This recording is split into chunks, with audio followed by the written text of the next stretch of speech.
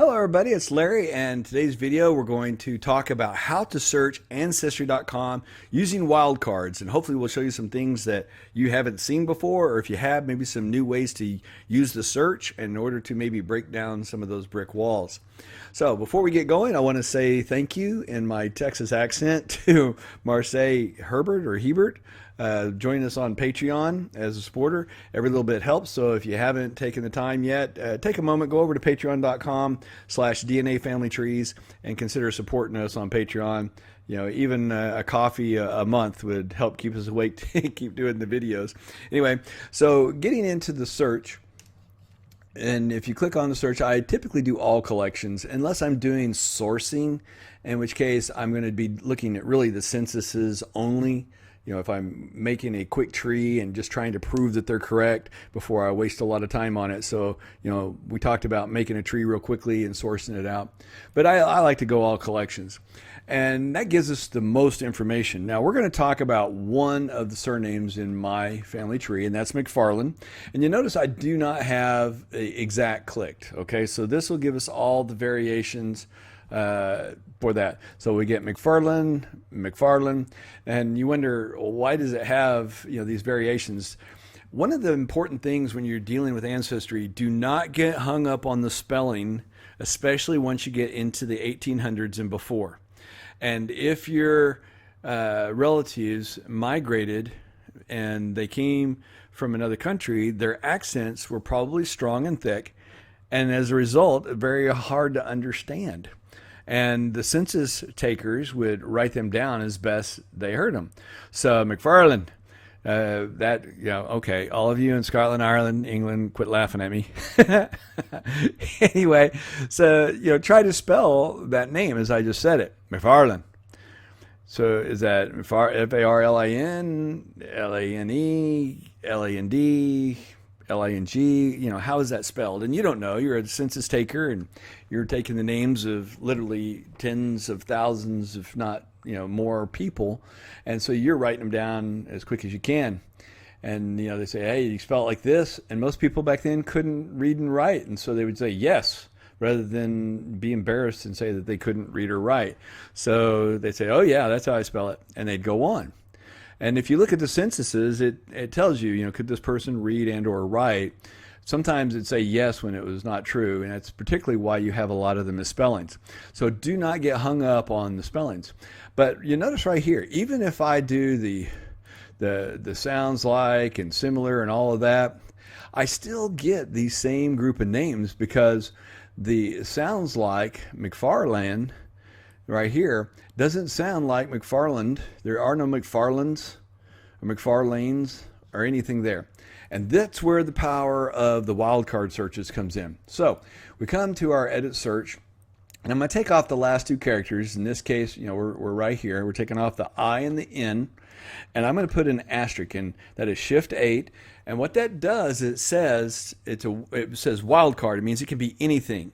It's kind of like if you're playing cards and you say deuces are wild or something, you know, a deuce can be any, you know, number in the card game.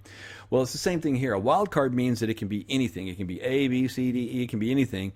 And because it's an asterisk, it means anything from that point on.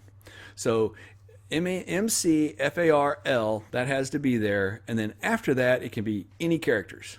Okay, so now we're going to do a search with this wildcard, and notice the difference in the results. We immediately get the F-A-R-L-A-N-Ds, and, you know, bear with me here. I'm going to go to the bottom real quick.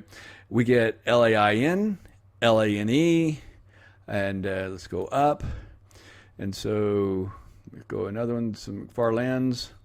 There's L-I-N-G, which you hadn't seen before, and there's my F-A-R-L-I-N. L-O-N-E. And so it's given us all these variations for the name. So that is even better than your sound decks as far as your searches, as far as getting the names. But let's say that you are honing in. Your spellings have been pretty consistent, L-A-N-D and maybe L-A-N-E. And because sometimes when the person wrote it down, they didn't understand that last character, because the accent, you know, is clear, mostly clear, but just a little bit off. And so maybe the census taker just simply didn't get it right. I can replace it this time. Instead of an asterisk, we're going to use a question mark. Now, a question mark means, again, any characters, but only for that one position. If I wanted 2 positions, 3 positions, I put 2 or 3 question marks. But in this case, I'm just going to put 1 question mark. And the result it's going to give me is going to be anything that starts MC, FAR, LAN, and then only 1 more character. Okay? It'll only be 1 more character. So here, LAND, and I'm going to quickly go to the bottom here, and there's an LANE, LANE, LAND. So the only thing it's going to give us is the LANDs and LANEs by using the question mark. Okay. Now, where else could this be handy? Well, you can use it in the middle. Let's say that it was Nelson or Nielsen, Niel, and it's Nielsen, or maybe sometimes it's Ian, and you're not sure. So what you can do is you can put the question mark there, and then the letter N, and this is going to search for Nelson, S-O-N, or Nielsen, S-E-N.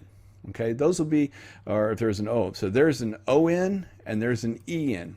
And so we're able to replace certain characters in there. And again, we only did the 1. Now, if I would have put asterisk in there, it would have been any number of characters in there and ending with an N. So that's a way that you can use it. Again, this one, we just put the question mark, instead of putting it at the end for McFarlane or McFarland, we put it in the middle, and that let us kind of say, okay, we want this certain word. Now, one more than this, really, it's already kind of built in, but MCFARLIN. And if I want to do this and I press enter, this means exact. Okay, so you notice that the others, that FURLIN, it doesn't come in there. That's the same thing as if I would have typed in MCFARLIN and click the exact button. Okay, if you put quotes around it, then it means exact.